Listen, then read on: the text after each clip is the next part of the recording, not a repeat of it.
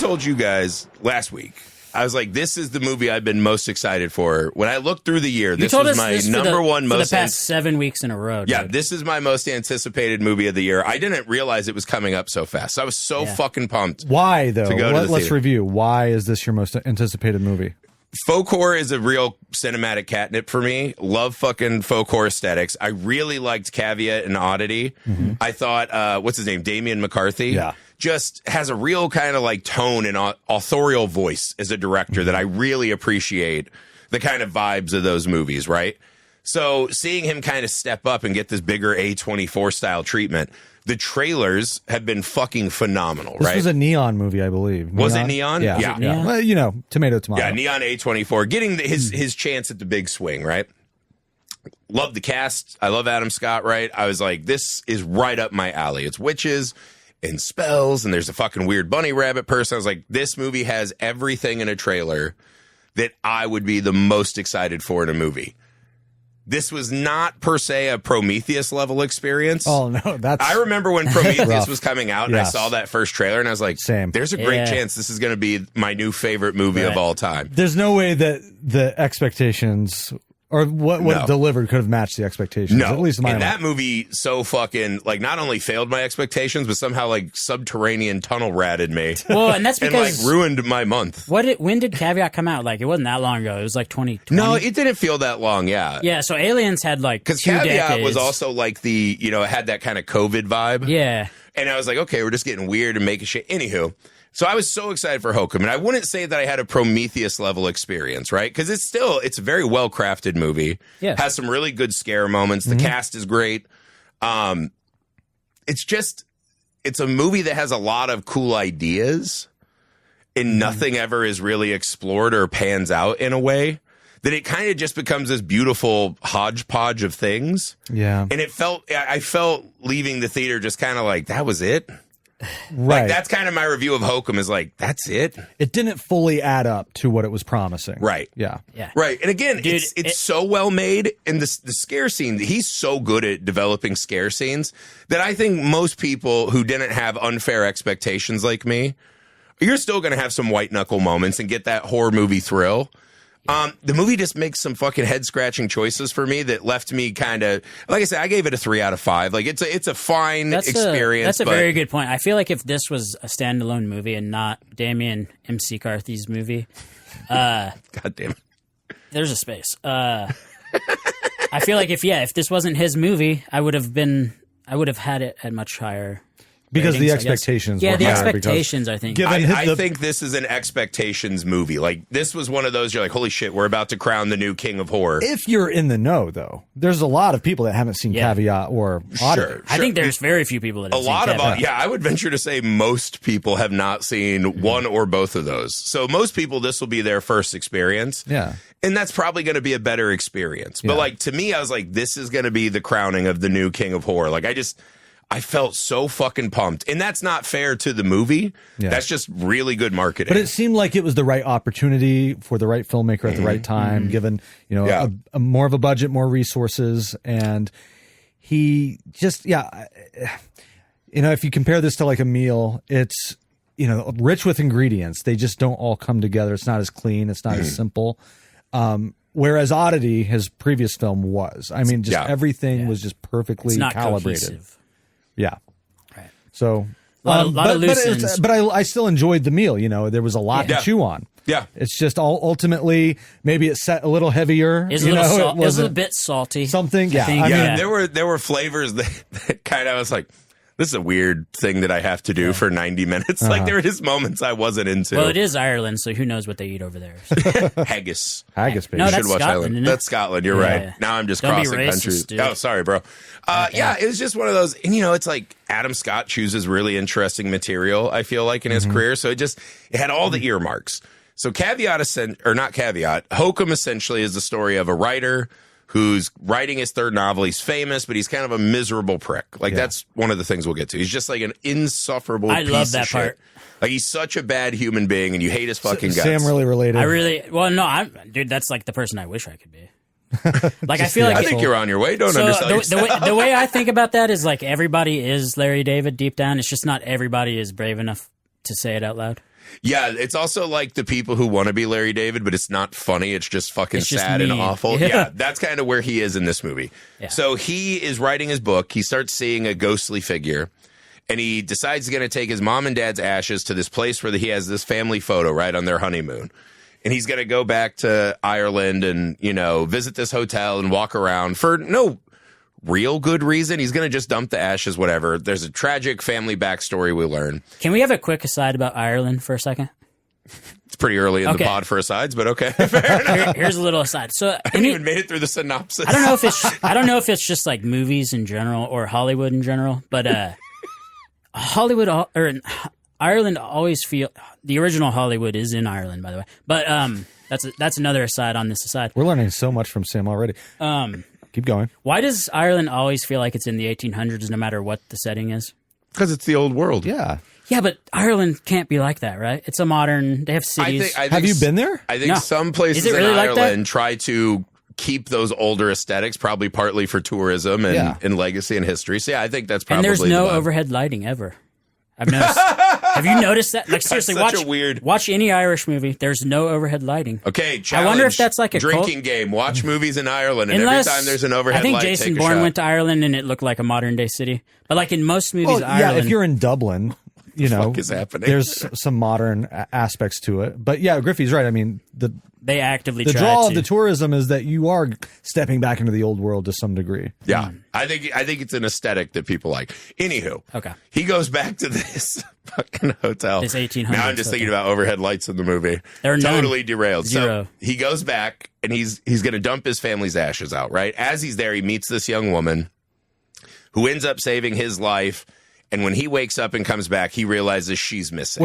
It becomes a bit of a mystery. You skipped something. Saves his life because he tries to take his own life. Yeah, he hangs himself, which I thought would, manifest into something more interesting in the movie. It doesn't. It's just like a random suicide thrown in for no reason. I thought he was going to become a ghost or something after that. So did I. Again, I thought it would matter to the story more than it did. It was kind of like a casual. I was like, this guy seems like pretty pleased with himself to be doing that. Neither here nor there.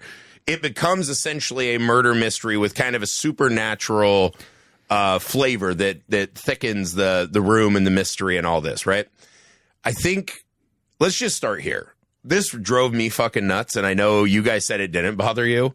Making Adam Scott such an absolute horrible piece of shit man made this movie really hard for me to sit with. So that's what I loved about him is because deep down he's a good guy because he has a save the cat moment where he walks in on this old guy creeping out these little kids and he's like, you guys shouldn't be talking to him. That shows his actual morality. Everything else is just window dressing. That's just his demeanor. So when he literally burns a bellboy who just is talking to him because he's his fan. Fuck that guy, dude. I disagree. I took that moment as, this guy is kind of a prick. Like, mind your own business. He was looking out for the kids.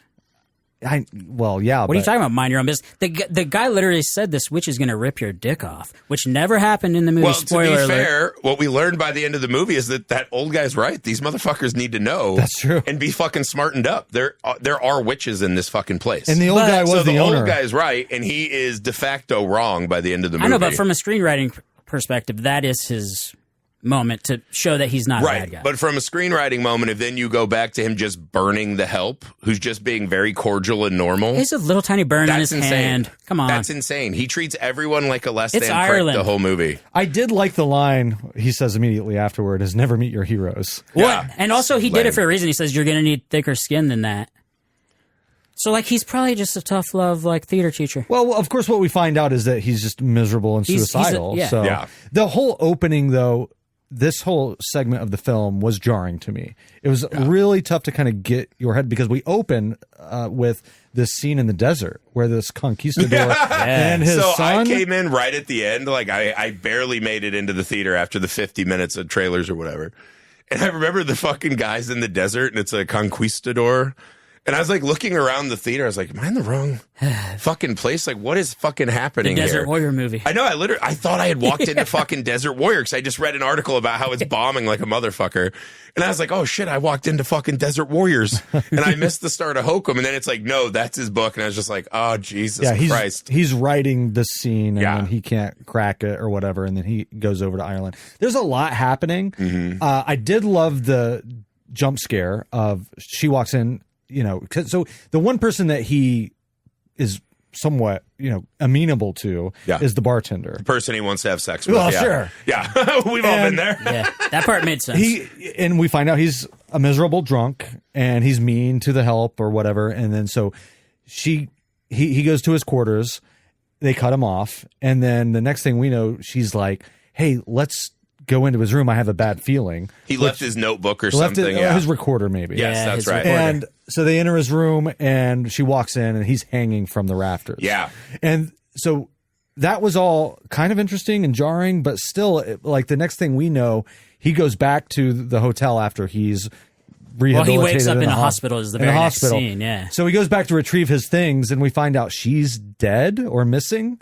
Yeah, and she was gone at the raucous Halloween party that was going to occur. Right. So it's just, none of it was bad. It was just a lot of information, a lot of like whiplash happening between which character am I following, what's going on, a lot of twists and turns in a very short amount of time. It's so cold and dead in a way that I didn't feel in Oddity and Caveat. And dark. Weirdly. It's very dark lighting. It's like, it's so cynical and mean-spirited and but not like in an interesting way. But that's just a reflection like of his character. Yeah. I mean, I guess, but it's just and also going to a foreign land, I feel like it's pretty easy to feel that way. Like he doesn't, but then again, he doesn't fit in America either. Apparently. Yeah, it's like he's a rich prick. He'll be fine. I feel like no matter where this guy goes, it's cold and lonely. Well, it's one of those. It's a first act that gives you so much to kind of choke on and swallow, and it's like that. The movie desperately needed something for me to grab onto, and I found myself just like fucking getting bored to tears, and I was like, just start the fucking movie. I have a question about it's like he hangs himself, and next thing you know, he's just like in the woods doing mushrooms and shit, and I was like, what is fucking occurring in this movie? That part was cool. He decides he's going to take it upon himself to figure out where this girl has gone missing to. Yeah, she saved him. He'll save her. Right. So then he wanders into the woods because the suspicion is that there's this guy, this vagrant named Jerry, who the locals think that the legend is that he's killed his wife and he's a potential suspect because he's the last person seen talking to. Do we remember her name? No. I literally don't remember anyone's name in this movie. I remember her name. Fiona, great. Fiona. I saw the movie like 2 hours ago. So that's what happens next is he goes into the woods, he confronts Jerry, and it reminded me of Shrek. Jerry says that he went one night to, raid the cabinets or whatever for liquor and saw her ghost there. Well, great scene. That was a really cool scene because he's raiding the medicine cabinet, right? Because they're closing for the season. That's the other thing we missed. There's so much happening. So what he's raiding. So when the guests leave, they leave behind their medications every once in a while, and he goes in and steals them. But what I loved about that is that actor is just so charismatic. Yeah, like, I did like him. Yeah. Any scene with him in it, like I just want to watch him. Well, and he's kind of the only one that fought back against the curmudgeonness of Scott. Yeah, I was going to say, especially in a movie that just is so fucking cold and off-putting. Yeah. He was like a really nice, like, okay, this guy's at least something I can be interested in. And he sees Fiona's ghost and the bell starts ringing from the master suite that's been locked off. No one can get up there. The guy has like a key with a heart on it. No one can go in there, right? And the bell starts ringing and he sees the ghost of Fiona.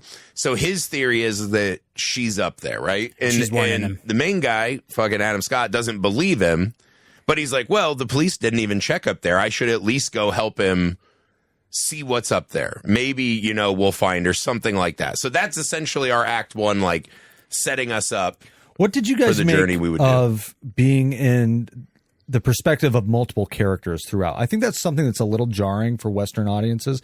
Of course, he does this the flashbacks in his other movies too, where we follow other characters. It's much more literary. I think he has a very literary sensibility. But if you have something like Weapons where it's chaptered out, like this chapter is about this character, so on and so forth, that primes us a little bit more for what to expect. But to me, it was a bit jarring. I'm not saying it's a bad thing. It's just you don't see it that often. It's like, okay, now I thought the main character that we were following, whose shoes we were in, is Adam Scott's character.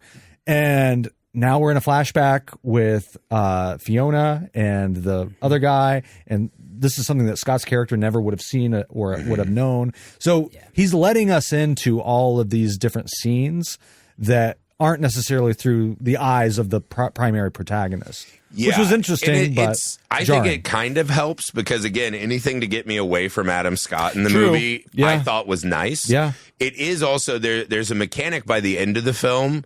Because, again, I thought the Conquistador thing was just fucking lame. Like, it was so short, though. That movie it looks didn't really lame. matter. Like, the moment's lame. And I was like, you're that fucking pretentious because you wrote that movie or book, whatever. I was like, that's fucking lame. Well, they do a good job of setting that up because the guy comes in and says, my son really likes your book. So I think he writes for, like, young adults or something.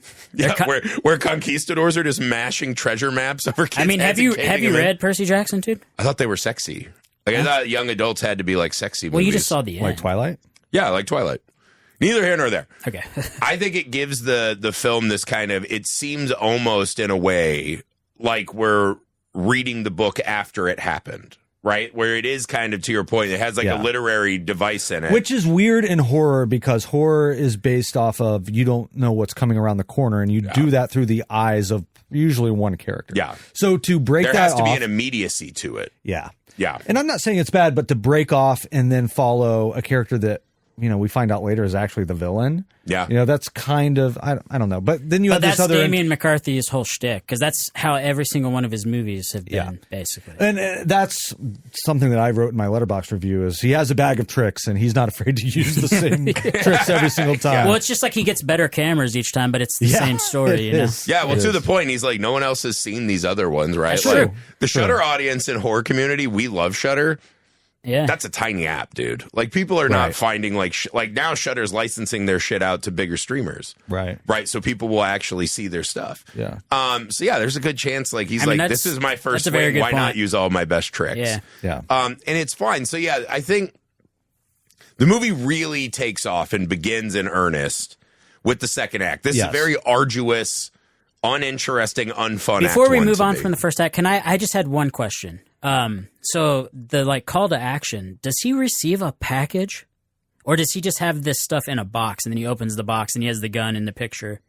And then if you look closely, underneath the gun in the picture is a like comic book of the rabbit creature that he keeps seeing. Yeah, so this is kind of what I was saying in the setup is that there is a lot of stuff. A lot of little things. Packed to the gills with little details that don't fully pay off.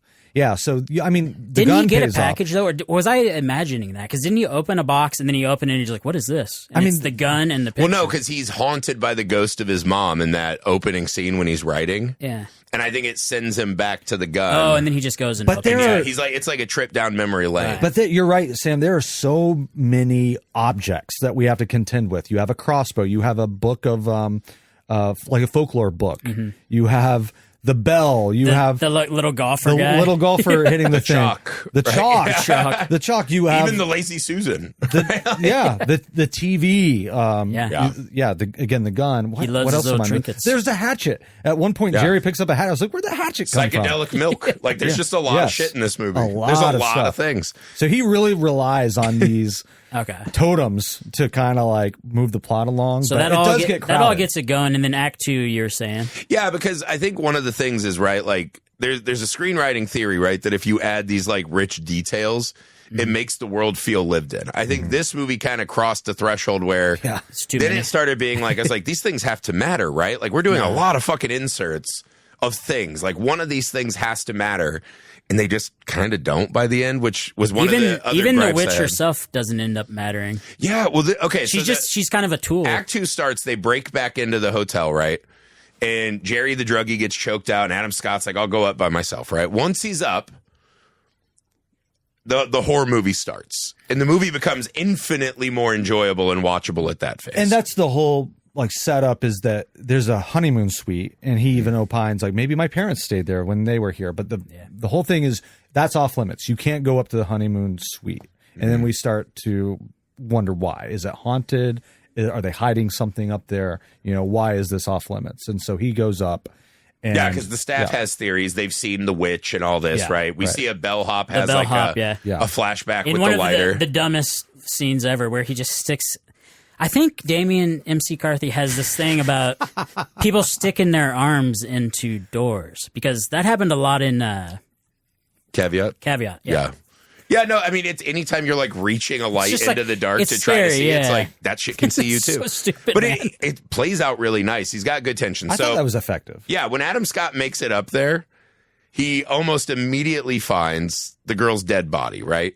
That she's in her little Halloween costume. Well, not almost. Dude, that scene was amazing because he didn't find her, and he's waiting there, and he passes out drunk on the bed. He passes out drunk, and then the dude comes back, and the dude that actually killed the woman, spoiler alert. The manager. Yeah. And he wakes him up, and they're about ready to leave, and he wants to hit the button, and the guy stops him, and he's like, I'm going to hit it anyways. He's like, where does this go? It's a dumbwaiter, right? Yeah, he's like, this goes... There's a basement down here, and he's like, "Yeah, there's Don't nothing worry there. about Don't it. worry about that." There's the guy's nothing down automatically suspicious, Yeah. and so Adam Scott is like, "I'm gonna hit this fucking button anyway."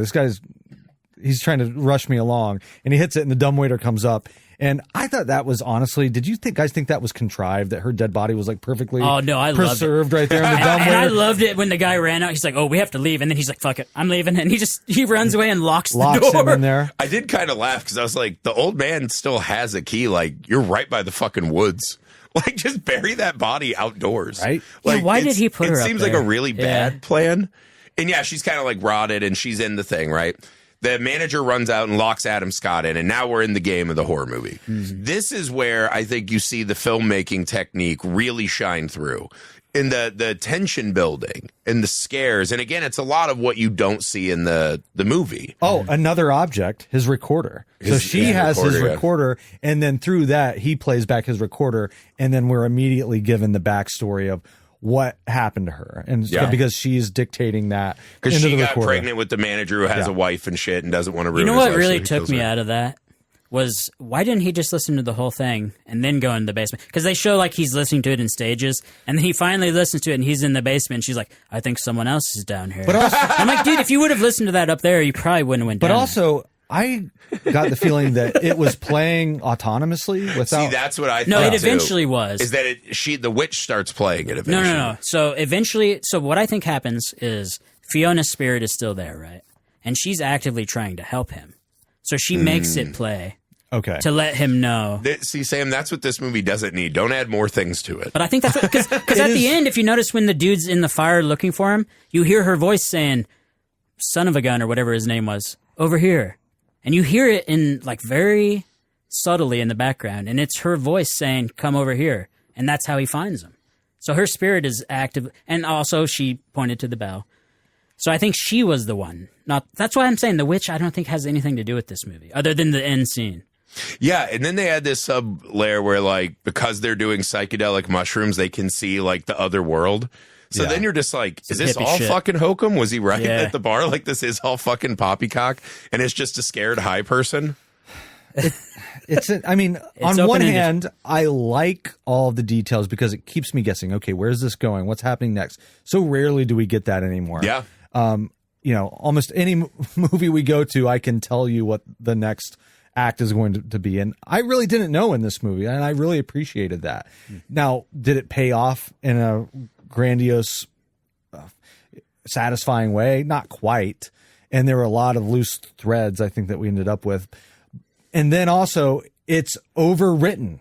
Yeah. It's too much, So I don't know, would it have been worth it to have less and then you maybe see where it's going? Yeah. Or was it best this way to have a whole bunch of shit? It's one of those, it's like, when we got to do Jerry's story, we got to do the manager's story, we got to do his story, we got to do Fiona's story, the old man's talking about a witch, so then eventually the witch needs some oxygen, which she does not get in this movie at all. Yeah. And then it's like, is this a movie about the ghost of a dead girl? Is this the movie about the fucking witch? Question. Like, what the fuck is this? There's a mystery element to it, but the mystery is kind of revealed pretty quickly. Yeah, and we easily. solved the mystery with almost no effort. Yeah. Right? And then it's like, okay, is this a get out of the room movie? But he doesn't do any of the logical things like break a window, right? And like, there are moves that he could try that he just doesn't. Almost as if he's like, the entire time I was compelled to thinking, stay. like, I feel like I could just bust through that wall if I needed to. I could just punch right through it. Well, that's what I mean. Because it's just like, I mean, it might be 1800s. Well, also at one point he has like butter knives and shit. I was like, take the door off the hinges. Like, what the fuck are... Or when he's kicking that lock, I was like, dude, you could kick that lock open. There's also like, not a whole lot of depth to his arc into his character. I think it's pretty one-dimensional, honestly. Well, see, that's the thing is I just wish there wasn't any arc. Because the one thing I cared the least about was him redeeming himself. But I don't think the movie's trying to tell us at the end that he's like a nice guy. I think it's one of those, he went through something with these specific people. No, man, because if this dude was an asshole, he would have just went back to America. Why would he care about this woman at all? Because she saved his life. Yeah, but if he's truly an asshole, why would he feel any obligation? I think it's his writerly mind. I think the fact that the fact that he walks up into a haunted, he doesn't believe it's haunted. Room he doesn't believe it's haunted. He knows something's fucking going on, dude. He doesn't know it's haunted. I think there is an element after, he had planned to kill himself and then that... It's like a redemption. Then he is still alive and he comes back. I think there is... If this is supposed to be a redemption story, it's one of the worst pieces of writing why wouldn't you I've think ever it is sat that? through. Because he changes the end of his book based on this experience to where both of them just For hug. the lady who saved his life and went through a horrific experience. Yeah, but what about his personality at the beginning made you think that he would change his mind for anybody? Well, I don't know. Like, this obviously affected him in a great way, and I hated it. My take is that he just had this is the worst. This is one of your worst takes. I don't think this is a monumentally horrible take. I don't think that take. this is necessarily a full redemption story, but it's close. In my interpretation, it is that he has become less fatalistic. He's lived his whole life fatalistically, and that's the types of books that he writes. It's like this conquistador journeying to a dead end. And that's how he sees his own life, because we find out that he accidentally shot and killed his mother when he was a kid by accident. Jesus Christ. So that's his trauma. Everything is, taken too early, and he's going to take his own life too early. This is one of those, it's like where, Scary Movie stops riffing on the movies, but they're just riffing off of the past scary movies. This is like the A24ification of movies, like eating its own ass. Yeah. Where it's like, how you battle trauma? New trauma. Right. And the traumas will fight like Godzilla. And when they did the, he shot his own mother thing, I was like, Jesus Christ. I was like, you gotta stop. You don't even need. You don't even need. I just wish they wouldn't have even explained why he was the way he was. I wish he was just the way he was, because they didn't explain why there was a witch there. They didn't explain hardly anything. He's super high functioning. He's if very this trauma's good. He's like very rocking successful. into the core like that, he's very successful and a high functioning guy who manages to deal with it. I think he just got to the point in his life where he alienated everyone in it, and he just became more and more of an alcoholic the more successful he got. And then by that point in his life, nothing brought him joy. His success didn't bring him joy. His writing didn't bring him joy, and then he was just going to end it. So now he's gotten a second lease on life, and hasn't fully appreciated it. And through this experience, he's not necessarily going to be fully redeemed, but at least he's going to be less fatalistic and have some sort of optimism for what a future he could have. Now, is that effective? That's just insane to me. I don't know. That he's going to become less successful for sure. He just helps fucking kill a guy with a witch, and he sees a dead fucking pregnant girl and all this shit. And he's like, you know what? Shit's not that bad. I feel a little okay. Well, yeah, dude. The movie ended, and I literally just laughed when they did the in the hospital scene. I just laughed on my way to the lobby. I was like, what a fucking insane. See, this is how I feel. I feel like you can counteract trauma with different trauma, and then eventually it just evens out. Trauma stacking. Yeah, because you know what they say about you watch Saving Private Ryan. It's like the veteran soldiers are okay. It's only the rookies that just had their first battle that are fucked up. Yeah, it reminds me. I saw a thing that I was watching Subway Takes, and they had a guy on Subway Takes, and he's like, do you have white friends? And he's like, yeah, I got white friends, a lot of white friends. And he goes, why do white people self-diagnose themselves so much, right? And he's like, it's such a white person thing to just be like, yeah, I have this. And they're like, has a doctor told you that? No, I just know I have it, right? Yeah, he's like, every white person says they're on the spectrum. They're not on the spectrum. Yeah. It's a great take. Yeah. And he really sold it. And I was like, we're getting to that point with the word trauma. Yeah. Trauma in our culture has become such a fucking useless catch-all word. Well, and in horror specifically. Yeah, especially in horror. Because it's okay, we can't just have a horror movie. We need to have a rich, meaningful horror story. Yeah. And in order to make that work, you have to have a haunted past. Yeah. So it's got to be trauma on trauma on trauma. And it's become again, that's why I was saying it's almost become self-referentially a joke, weirdly, right? It's like when Changeling came out, it was like, that guy's got a fucking lot of trauma. Yeah. But we just do a movie, right? We're not like stopping to like, hey man, trauma, psychotherapy catchwords, blah, blah, blah. And I think this one just got a little bit where it was like, we're just laying it on really kind of ham-fistedly. I don't know about like that. ham-fistedly, we're just throwing in this What backstory. Because it wasn't fully dealt with? Not only that, but it's like everything in that section of the movie, right, just felt like such an add-on that didn't really manifest in how I saw Adam Scott's character or how he was behaving. Like, it's just this wild fucking... Yeah, I was playing with my gun and I fucking accidentally shot my mom and her body fell in, and I was watching this weird rabbit cartoon. To me, it was doing like a Pennywise and insulting me, and I was like, it was what the fuck? Like, we're checking the box. Like, we need a reason for him to be this way. Okay, right. Check there. And we don't have to explain it that much because we have some badass, horrific imagery. Yes, and absolutely. So I think that's the crutch that it had. So, yeah. But it just, again, it was like that. And it's just like there were things that just felt kind of jammed into the movie. And it's already such just a kind of bloated movie to begin with. Yeah. Right. And I think what happens is we get into the second act and he goes down and we start introducing the witch. Like the scene when the witch is down in the basement and follows him up and he's running and trying to like get through the room. He falls in the sludge. He's fucking trying to draw the circle real quick. He's in the bed and we're seeing like flashes of the witch. Great. I was like, okay, I made it through Act 1. This is what I was promised, and I was fucking rock hard. I was like, that is one of the best scenes I've seen in years. That's the whole set piece of the movie right there. Yeah. And then that's the thing. That happens, and we're right back to just nothing. And it really takes the piss out of the climax, too. Yeah. Because we never get anything remotely as good as that. Yeah, they're kind of hearkening back to the story the old man was telling the kids about a witch who, like, carries kids around on chains. Yeah. And drags them around like a tour of hell. And blah, blah, blah. And I was like, holy fuck, and he dude. promised a dick rip at the beginning of the movie that never happened. Yeah. Do you remember that? Yeah. He's like, imagine the part that the witch takes. Man. And I thought for sure at the end she's going to rip that dude's dick off. Never happened. I think this could be a problem for us in the movies we're making. We're just always like, when are they going to rip the dicks off? Well, you can't tease it without paying it off. Chekhov's dick rip. I can tell you from experience, you can. That absolutely is true. It's called edging. Yeah. No, it was just one of those things where it's just like, that the witch scene happens, and I was like, holy fuck, we're back. Yeah. I was like, this is going to be the best movie ever. I was like, I'll rewatch Act 1 and find all these fucking chestnuts and gems.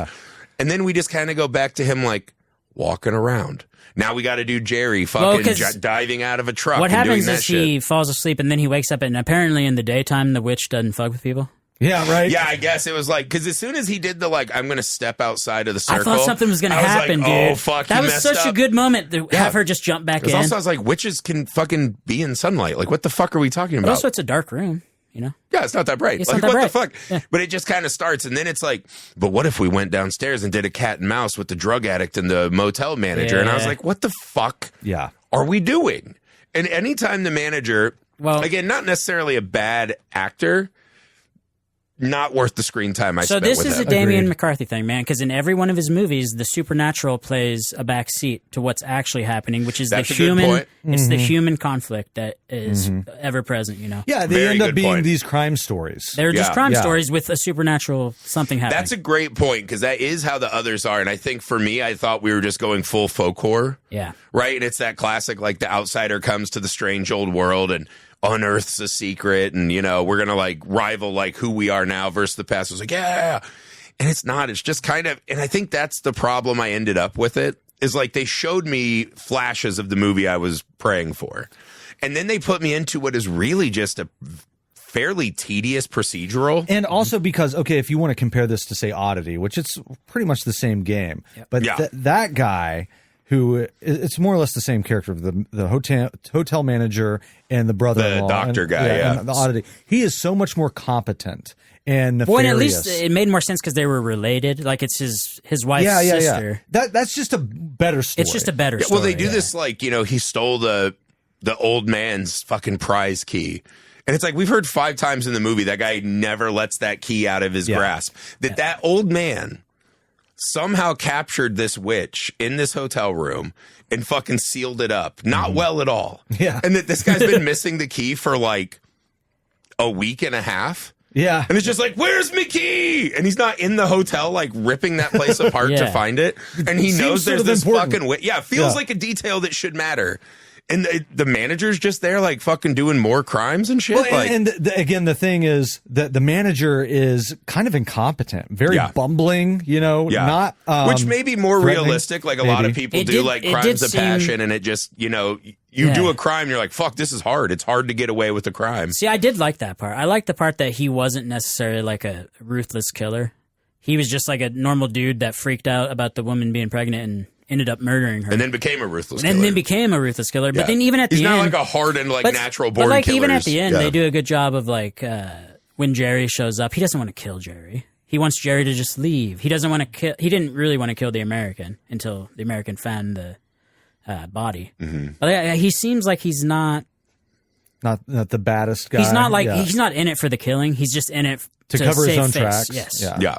So I kind of like that. Yeah, I mean, there's an earnestness to it, but again, it's like people don't come to these kind of movies for like a realistic crime experience. We want a movie. We want it to be cinematic, and it's just everything with the hotel manager to me just fell very flat. Yeah, in a movie that I was just like, this movie's got the fucking punch. It's got the one where you're like, oh, they can hit the heights. Yeah. And then it's like, but now we're just, and again, the crime story is just not engaging. We had no time with the manager and Fiona to like, whatever this is. You know what it reminded me of? The end of Ghost. You remember Ghost? Yeah. It's just what like happened that. at the end of Ghost? Tony Goldwyn. I mean, he's the same thing. He kills her or whatever. And all the ghosts come in and basically take him away. Oh, yeah. Like float. And he's sort of a bumbling asshole, too. He's like very a Wall Street character. bro who just gets in over his head. Okay. I kind of remember that. Yeah. No, it is. It's very Ghost. Yeah. Dude, this is Ghost. Just like the least sexy version of Ghost ever made. There's no sexiness sexiness Dude, I in this did think movie. the end when she dragged the dude in there was kind of cool. Because it's like... Again, at that point, it was like a little... That one made me sad because I was like, this is the too little, too late moment of the movie. Where I was like, yeah, that's fucking metal. Like, as soon as they went down into that basement set, I was like, why is the whole movie not in there? It's fucking awesome looking. It's so fucking awful and terrifying. Have him discover that early. You feel like you can feel the dampness and it's like the smell. Well, it did what Barbarian did. Yeah. Mm-hmm. I felt similarly like, oh, who knows what's around the next corner. Mm-hmm. And the set dressing, like she had all the like keys and charms. That was cool. So it's like she's another fucking thing that we don't. She's killed so many people down there and taken their shit. Like, but we don't know anything about this lady. Yeah.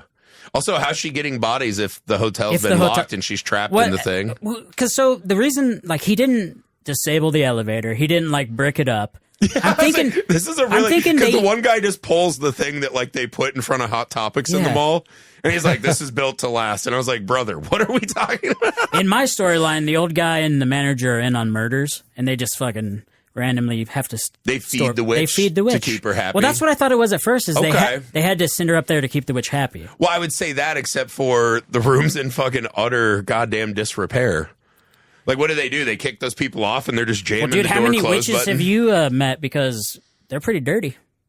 Well, I know. I'm talking about the couples they take up here, and it's like, hey, we got some champagne. You guys can fuck in a hot tub that's shaped like a heart. This will be a great night for you. Oh, yeah. As soon as the elevator's open, they're like, take me back down to the lobby. Yeah. I'm not getting out in this fucking rat-infested shithole. That's why, that's my storyline. That's not probably what actually happened. It's one of those, it's like, again, I think it's the problem with the movie that's just overrunning us with detail and information. It's so overwritten. It feels like we're in a real place. Like if I went to Ireland and was experiencing all this for the first time, I wouldn't have the answers. And I'm like, cool, it's a movie. Like I know it's not real. Mm-hmm. Like you got to fucking give me the information I need to make these things pay off. And when you show me something and I key in on it as that should be an important part of the movie, and we just keep doing movie and none of it ever fucking comes together, that bums me out. And on top of it all, we take a little break to do this like creepy children's show. Mm-hmm. What was the point of that? I don't know. I think there might have been some stuff cut out of the movie because there was the glimpse of the comic book with that bunny face, the same character on it in the box. It was a show he was watching, I think, when he killed his mom. Is that what show? it was? Okay. No.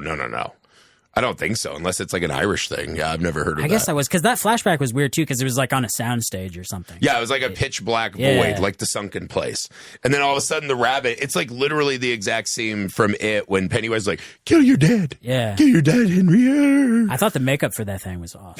Yeah, you know what I kept thinking? I was like, I wish there was more of that shit in the movie. Exactly. You know, like it's just a movie that showed me flashes of the movie I wanted it to be. Yeah. And then was like, but that aspect, Jerry's coming back. That aspect was heavily featured in the advertising. It was in the trailer, yeah. Well, again, it's one of those, they're selling this to the horror movie crowd. Yeah. And then it's like they're kind of withholding most of the horror movie stuff. They do deliver a couple great horror movie scenes, a couple good jump scares. This is a BBC investigator show with a little bit of like witchcraft. A little bit, yeah. Just like a smidge. It seems like that, right? It seems like something I'd watch on BBC like late at night about some old-timey like hotel where a murder happened. Yeah. You know? And some guy's like, I once got a really blurry photo. It's proof. And it's like, okay, man, cool.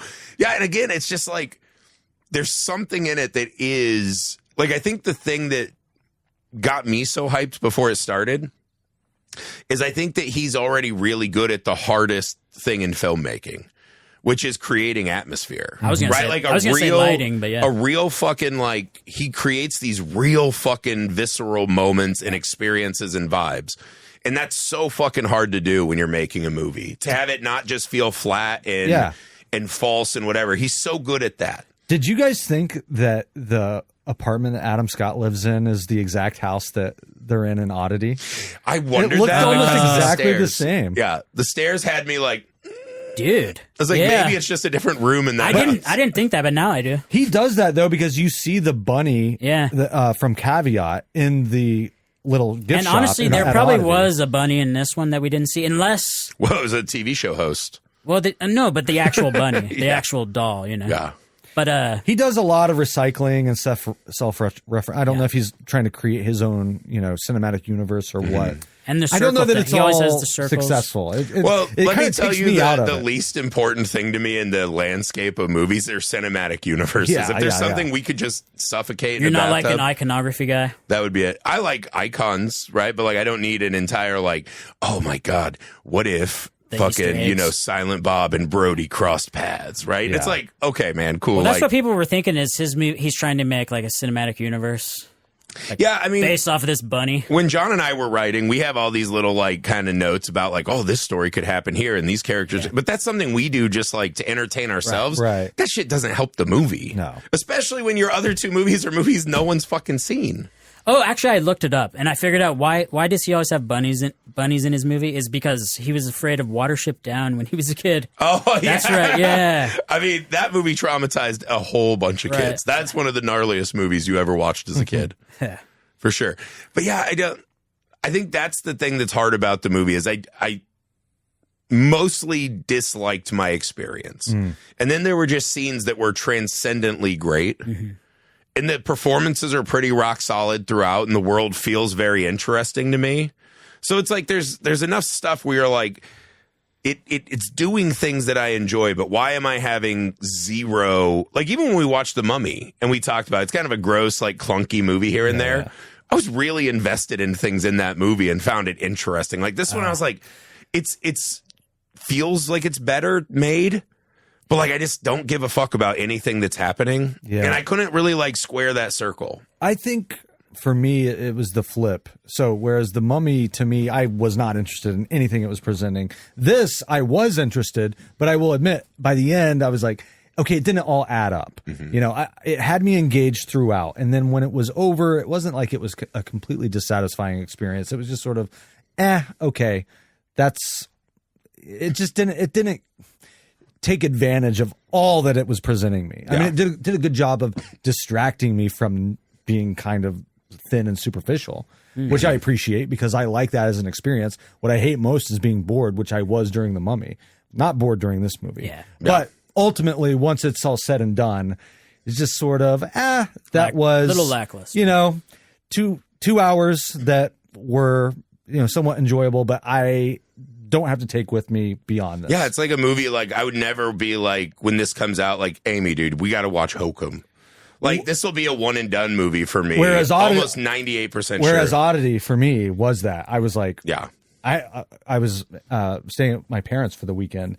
I was like, Dad, you got to watch this. Yeah. This is so good. There was something special about Oddity, like the feeling, something different about it. But it's basically the same story.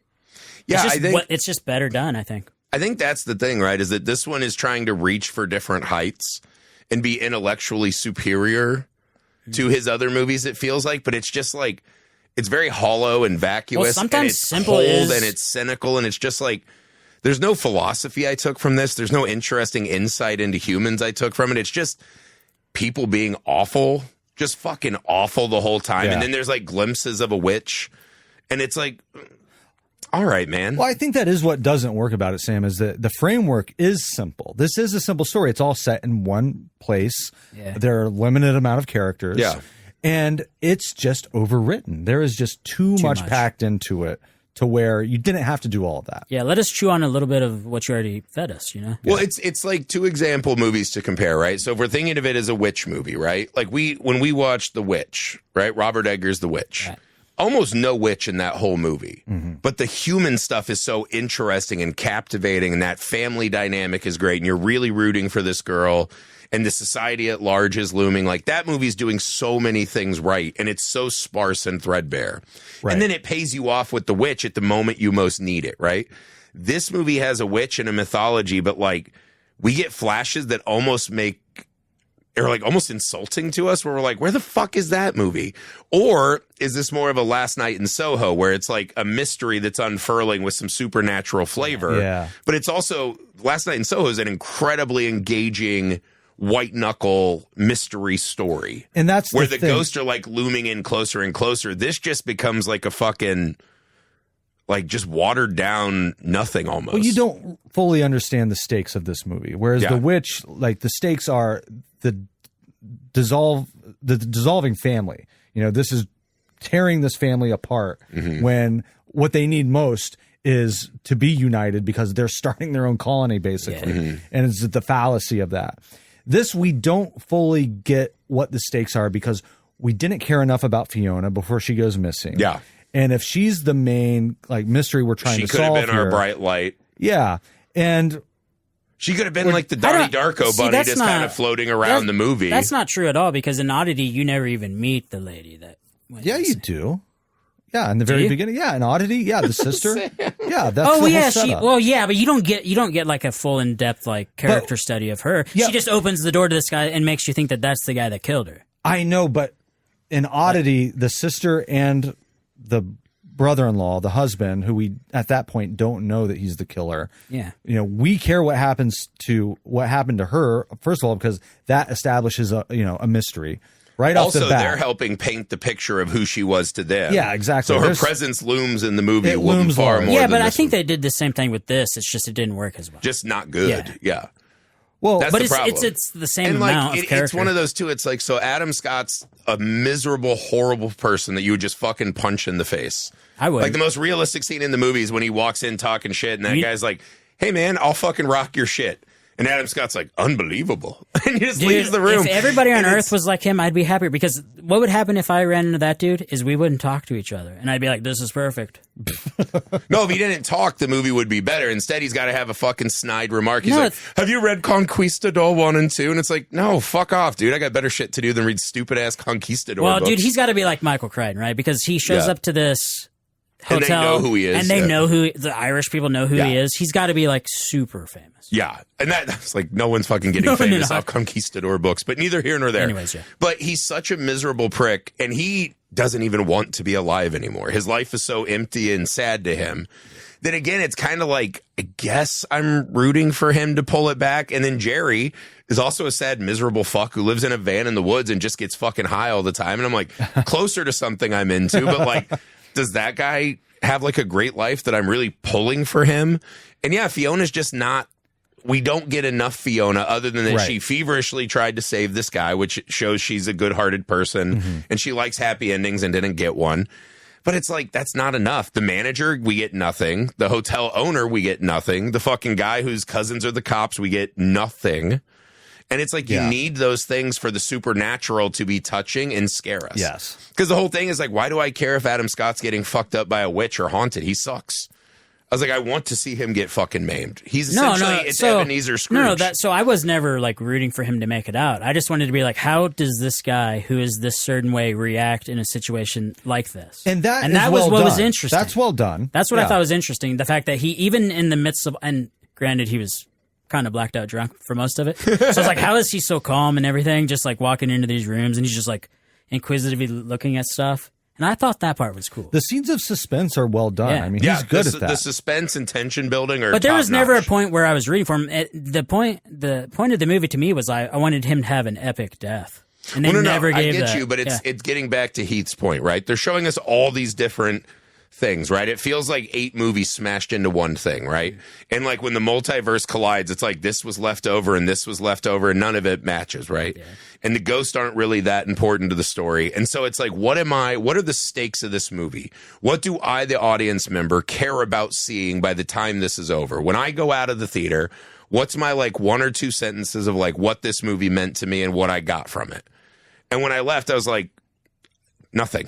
Right. And literally nothing. Whereas Oddity, because we're comparing it, because they are similar structures, Oddity is we get a sense of justice has occurred. We just don't get that. You don't feel that when he gets dragged into hell? Well, maybe a little, but it's so flat. I mean, they're going but also it's like, I guess, like, I wanted him to kind of have it worse, weirdly. Okay, because like we're watching this girl's dead body. Off, if his dick was ripped off, that would have been, dude. That's all they needed to do. This is now a 3.5 instead of a 3. Why wouldn't they just rip his dick off? That's a great point. But it is. It's like we watched this girl's degraded body get moved around, and she's constantly there, like staring at the thing. And I was like, okay, man, I can't just live with that image. A lot of Something close-ups has on to dead happen faces that makes this fun. And just a guy getting kind of pulled on a chain into a room of shadows, I was like, that's so fucking wimpy. And unlike Oddity, there wasn't ever a point where I thought this guy was going to get away with it. I mean, he was just too incompetent, too bumbling. And I just knew this was what was going to happen to him. Yeah.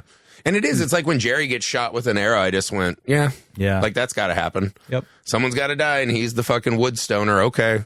Like, it's like, what was the, there's no fucking flavor that rises above, and I'm like, that I really latched onto. It's just like watching like really talented people make a movie that's just so fucking empty to me. They're like, even though you can see great talent in every fucking frame of the movie in some aspect, it just kind of all added up to just mush. And I just kind of left the theater and I was like, that's all they had? Like, this is the fucking take a shot movie, and this is what we're doing? Yeah. Like, I was honestly was kind of stunned this was it. It wasn't bad. That's what I'm saying, is I think it's the same as his other movies. There's too much talent for it to be like a bad movie. But it at a script level, it's horrendous. And I think the movie just, even with all the great talent, can't fucking break escape velocity from the bad script. I don't know that it was a bad script. I think they could have fixed this script. It just, it needed another pass or two. Yeah, it's just not a good script. There's no story in it that really is super captivating. So if it ended, people who like this movie are going to really latch on to the aesthetics of it, and I totally get that. Right? If that's like just something you're into, you're going to get a lot of it, and it's going to be really well done. But at a base storytelling level, this movie just didn't move me in any manner. Dude, I thought that they missed an opportunity because... Besides the dick rip. So, missed a couple opportunities. You wouldn't have... I mean, you could have still had the dick rip. It still could have worked. But when he's descending on the elevator, and it feels like he's descending into hell, why not just have him die? Why not just have that be his moment? Because he figured out what happened to the girl. He punished the guy by using the witch as a weapon, and then just let him die in hell. Like, when he lays down in the fire and he's looking at the flames, I'm like, this is the perfect ending to this movie. That would have saved it for me. But the fact that he has this redemption, and the fucking dude that hated him came and saved him. Yeah. I was like, And by the way, I just remembered another thing. That's not Fiona's ghost that saves him. It's his mom. Oh, it is his mom. And that was another moment I just rolled my fucking eyes. So maybe Fiona never did any of it. I was like, you're telling me that mom, whether she's in heaven or hell or whatever the afterlife is, she's not a little pissed at him. And she's been haunting his ass while he's writing in his fucking mansion. And then all of a sudden she's like, good lad, go back and be free. Like, that was so fucking unbearably cringy to me. Well, that's another that shtick. Was so that's another shtick lame. him, because in Caveat, the dead mother possessed the doll, right? Yeah, and she I'm was guessing helping it's one him. of those, like, he's forgiving himself for doing it. And I was like, you know, sometimes you do things in life that I don't think are super forgivable. You just got to, like, wear that forever. Like, you fucking shot your mom in the face, dude. I do think Adam Scott gave a great performance, though. Yeah, I was really into what he was doing. He's good at doing the Adam Scott thing, right? Yeah. Where he can modulate it up to asshole or down to, like, wimpy soft guy. I was really relating to him when he was trying to get the screws done with the spoon or whatever it was. Like, you know, it would slip and he'd be like, fuck. Yeah. I'm like, yep, that's exactly what I would say. Yeah, for sure. No, again, there's too much talent for it to be like a nothing burger, right? I'll concede that. But it's just, man, what a fucking bummer way to start, like, the summer of horror. Well, this is a huge month. Yeah. May is jam-packed with original horror. We have Obsession. Obsession and Backrooms. Backrooms. And then what's the one toward the end of the month? I can't remember. There's so much new shit coming out. Yeah. So So but I it's a thought, full month. I like had this on the calendar. I was like, this is when it's going to fucking pop off. And we'll be like, holy shit, we're in this glorious Dude, summer I think of it horror popped movies. up last week with Over Your Dead Body. Yeah, that was great. Did you see that yet? No, I'm Holy shit, going to dude. try to see it later. What a fucking fantastic ride. Yeah, I don't know. This movie's very nebulous and kind of esoteric. Like, maybe it's one of those things that I'll find it again down the road, and knowing the mess that it is, that you'll be able to kind of, like, find it on your second journey. This could be a movie that improves a lot on a second viewing. I'm also open to that. I just can't imagine what my day would have to look like. Do we have the time? Yeah. That's it. I'm just sitting down and watching Hokum. That's how I need to end today. It is like an hour 45 too. It's not short. Yeah, it's just like, all right, man. I would go back to that main sequence where he's running away from the witch. I mean, I'd go back to that, and then maybe through that, something else opens up. Yeah. I don't know, man. It's just, just kind of a letdown to me. I don't know. Was there anything else we missed that was really sticking with you guys? Let me check my notes real quick. I think just overall, the word that kept coming to mind while I was watching it time and time again was contrived. It just kind of felt like, okay, the one that I'm thinking of the most, well, all the weaponry, you know, contrived. The hatchet that Jerry picks up, where did that come from? That he attacks? It's Ireland. The fact that the no goats got revenge really bothered me. They made like a really big deal of the goats, and I was like, something has to happen with these fucking goats. Well, and what was at the end when the camera pans over to a goat's skull in the middle of the desert? I was like, are there goats in the desert? Because he saw the dead goat, and now they have something to break the treasure bottle open with. That's not the kid's skull; it's a goat's skull. Because he learned in Ireland that goats are expendable, and you can just use them and torture them. Right. Okay. That's what he learned. Anyways. Yeah, I don't know. It's just it reminded me a lot. Like, that's what I was telling Sam before we started. I was like, it reminded me of Lost, where Lost happened and things would just occur and people would freak out making theories and then it would just disappear. And by the end of the show, everyone's like, oh, remember that thing in season 2? And I was like, you know what? I'll bet you it won't fucking matter. I'll bet you they forgot about it and it won't fucking matter. Right. Dude, people had spreadsheets with like all the different little like tips that came out, clues and things that didn't add up, and then you're just like, well, okay, that's what we're doing. I had the best experience with Lost because I watched none of it. Yeah, and then my roommates, who were obsessives, exactly what you're talking about, just tried to follow every single thread. And the finale was about to come on. I said, okay, guys, we have 20 minutes before the finale. Tell me everything I need to know going into this. And they did their best. And the finale ended, I was like, great. I loved it. And they were like, we hated it and answered none of our questions. I was like, well, you should have just not invested all that time. I had a great time. Yeah, if you just skip to the last episode, it's a great finale. Heath's notes, not Cliff's notes. Exactly. Yeah, that's right. No, I don't know, man. I'm disappointed, but also I don't feel like I got cheated out of my time. Nah, I only paid $9 for it. It wasn't too bad. If had Sam paid $12, we would hear his tone. I got to see Caveat and Oddity for free, so I feel like I owed Damien a little bit of money. Damien MC. Whatever. I just don't want to say it, you know. Mick. You know. Oh, because that's an Irish slur? That's an Irish slur, isn't it? Oh, okay. So, what's his name? Mc Carthy. But it's its own word. It's Damien MC space Carthy. That's how rappers do it. But he's a super white guy. Is that racist to say too? I think. Ah, fuck. If nothing else, it's an assumption. You may have fucking edit nailed this it. Out. No, I saw his picture. He was white. When I watched Caveat, I was like, this is the most white people shit movie I've ever seen. Yeah. Right? Like, we've been accused of that too. Like, there are some movies you're just like, that has to be a white guy. Well, no, it really is the 1800s in Ireland. There are, only white people. Jesus Christ. All right. We're going to move on from whatever the fuck Sam's about to set us up for. Heath, what was the most messed up moment in Hokum? Oh, I would say the falling into that disgusting bathwater. That was super weird, man. Oh, man. Why did you do that? Yeah, like what? How, It was also one of those things I was like, why is there a wall there above the bathtub? Like, what is happening? Also, has that water been there for like 20 years? Yeah, like, who knows? Oh, my God. Oh, it's like full sludge. Like it looked like a J-Horde That's tub. actually why he was in the hospital at the end, right? Because he got some infection. Yeah. They're like, is your neck hurting? He's like, yeah, from fucking swallowing witch water. Yeah, witch water or who knows what fluids. That was by far the most messed up moment. I think that liquid is actually called Hokum. That's what the movie is about. Yeah. That's what they were drinking. Yeah, it's like Jankum, but more liquid. He was sneaking there to steal that water. He didn't seem that bothered by it. He just goes to bed afterward. To be fair, he man, was blacked out drunk, I think. I do think it's funny that, the witch chases him through the room, and once he draws the circle, he's like, am I good to just pass out here? Yeah, all right, good night. Yep. And I was like, you don't fucking... Like, when I was a kid, I used to have this nightmare if any part of my body stuck out over the edge of the bed, that little gnomes would come and chop that part of my body off. He didn't even get under the covers. Yeah, to this day as an adult, I never have a foot or a hand hanging over the bed. Like, it's a fucking phobia I have. If I see it, I'm like, ah! Wait, little gnomes with like little tiny axes? Yeah, like they were just little people are like, yeah! I guess they'd have to be halberds or whatever. It was because it's definitely because you watched Trilogy of Terror. That's had to be what it was. That, or there was also Stephen King's Cat Eyes. Okay, where the little trolls were like taking the girl's breath. Whatever it was, though, and no one ever told me like a story or anything. It was just one of those. I never could have any part of me off the bed. As long as you're on the bed, you're safe. So when he crawled into bed, he woke up in bed. Oh, after that horrifying witch we saw, I was like, that is me as an 8-year-old. And I fucking had to roll laughing. Sam, what was the most messed up moment in Hokum? Ooh, that's a tough one, actually. I would say the water thing, but that's already been taken.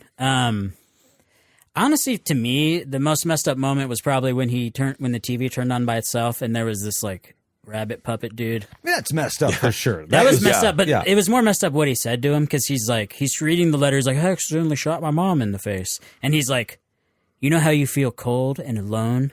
Well, you should feel that way. Yeah. And I was like, ooh, that's fucked up. He's like Donnie Darko, anytime you have a waxing poetic, bunny with bulging eyes. Yeah, exactly. It's going to be disturbing. Should he feel that way? There is, dude. You can go on YouTube and look at like old kid shows from back in the day, and they're pretty fucking scary. Like, I went back and watched some Bozo episodes, and I was like, this guy just looks like a fucking diddler waiting to happen. Like, it's so weird and with creepy. The kid laugh track and everything behind it too. So, and then he's like, what happens to every living thing? They die. The kids go, they die? I was like, that's pretty fucked up. Yeah. They literally just did that exact scene in It, Chapter 1, way better to me. Oh. So that I kind of was like, meh. I haven't seen that in so long. But I thought the rabbit would come back and matter, because the rabbit was so fucking cool.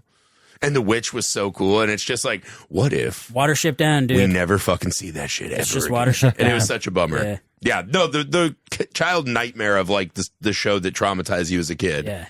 Was a great scene. What were the demons that he got pulled into that room with all the demons? They just look like shapeless like blobs to me. Well, I think it was symbolizing hell. It was supposed to be, right? He's being dragged into hell. They're like lost souls, I guess. Yeah, I mean, or it's all the other ghosts. It's just that's like the thing ghosts. is we never learned about the witch. So were those the other people she's trapped in there? Is he going to become one of them?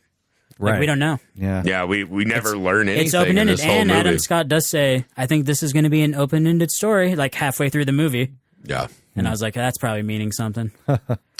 Joke's on you. It wasn't. If I had to pick the most messed up moment in Hokum, it's got to be when they find Fiona's dead body. Yeah. Because it is one of those you think maybe we'll see her again. Maybe she's trapped by the witch and he's going to break her out. Like, you're not expecting her to be dead. Yeah, there was a weird, because the movie does it twice where they play it on us, right? Like the scene when Fiona busts in and finds Adam Scott hanging. I remember being like, what the fuck just happened? And like she's sawing him down. And I was like, is this one of those things where now it's going to time jump back and we're going to go through like what happened to him in that room? To that point, yeah. Because it's like they don't play it at all as he's a guy who's on the verge who's going to do something like that. So it's so jarring. That is a great point. I expected that he was dead.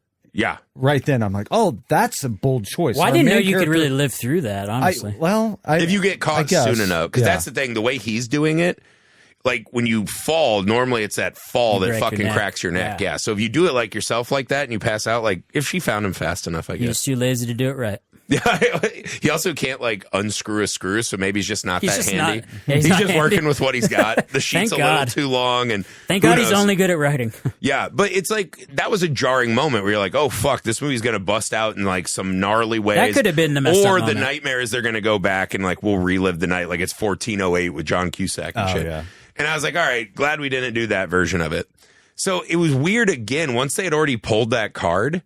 I really wasn't expecting to see Fiona's desecrated body like that when it came up the dumbwaiter. Like, it was one of those, like, oh, my God. Like, it felt like I felt the heat of that moment. Even though you did see her ghost in Jerry's story. Right. But again, they're kind of hinting at there's this haunting and all this. I was like, this could be any number of things. And she's the girl who has the folklore book with all the defenses and whatever. And she has chalk. I was like, maybe she's in on it. Maybe she's unleashing this thing. Like, here's a question. Who knows? How did she die?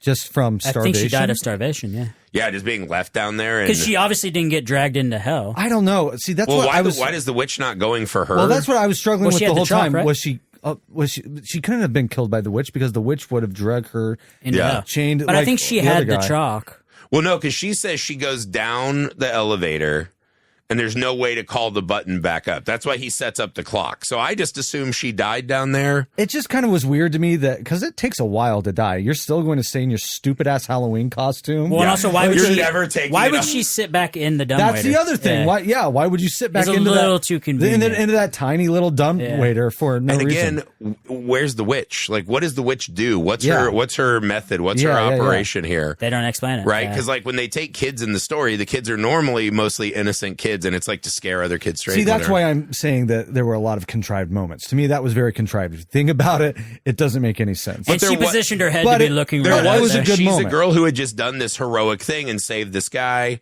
and she's a little like freaked out and stressed out by it. And next thing you know, not only is she dead, but when you start playing the tape, she's like, I'm pregnant. Mm-hmm. So that just adds this double like, oh my God. And we're just kind of looking at the body and we know we have to go down there, so we know we're gonna have to move it. And the moving the dead body really fucking wigged me out. Like, I was just like, oh. Well, I did like that they took that moment where nothing has to be said. It's just a look on his face like, shit, I have to get into that thing and I have to get her out of it. And because I would be thinking the same thing. Like, I don't want to touch this dead body. Like, does it smell? Is it, you know? Oh, did she shit herself like dead bodies do? Like, you know, what is like her leg gonna pop off? Like, I'd be fucking horrified. Absolutely. At a genetic level, we're repulsed by dead things for a reason, dude. Something about that image really kind of, I think it was because I had already seen the Adam Scott moment that I was like, they're not gonna pull that again. Did you notice it hit me when he came back up after all was said and done that her eyes were closed? Yep. So they were open the whole time, and then her. I thought that was kind of corny. Yeah. I'll tell you, ghost stories are, I think, one of the hardest genres to like really sell.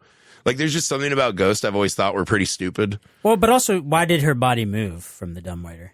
And then it reappeared back in the dumbwaiter. Like, a lot of it didn't make any sense, unless the witch was doing it. Yeah, but like the witch is shown almost like a shark. Like, she comes out and she's like, someone to eat her. Yeah. And then she's like, fucking chalk. And just goes back and fucks off. Right. Yeah, there wasn't much to her. Yeah, so it was like, I don't know, but I thought the imagery of that, right? This young girl who's a good person, who likes happy endings, who's pregnant, right? And then just seeing her in like this degraded little costume, it was harrowing to me. She looks like the fucking Caveat Bunny, but as a person. Hell yeah. And it broke my heart a little bit. She was kind of, and he was flopping her around. She's the only around. person in the movie I gave even a minute amount of fucks about. Well, the bellboy was nice. And it was sad. Like, her and the bellboy were the kind bellboy of seemed like a nice enough guy, yeah, for sure. I liked Adam Scott, but I guess I might be the only one. No, I was okay with him. By the end, I was on his side for the most part. He's just an asshole. You know, I know lots of assholes that are good guys. Griffey's one of them. Hey! I've been hearing that a lot lately. It's all right. I know they don't listen.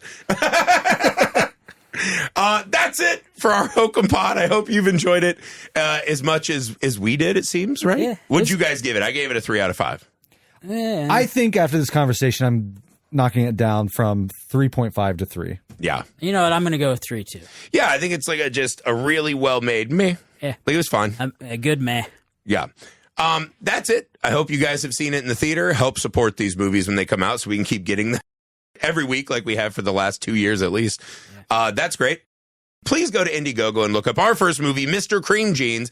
Get the perk where you join this pod and do a messed up movie draft versus me, Sam, Heath, Sophia Dandino, whoever you want. You get to pick the category and we'll do cinematic battle. Please go to the Messed Up Movies Podcast Patreon page, the best way to help support and grow this podcast. Also, please subscribe to Misfit Parade's YouTube channel. You can see our short films. You can see video versions of this pod and our new companion, Tales from the Crypt podcast, covering every single goddamn episode of Tales from the Crypt as they start dropping on Shudder. We will have all those episodes available so you can watch the show, listen to the pod, and have us be on your Tales from the Crypt journey with you. That is called Keepers of the Crypt. You can find it on our YouTube. That's Misfit Parade, or anywhere you find podcasts. We'll see you next time. Don't go to Ireland.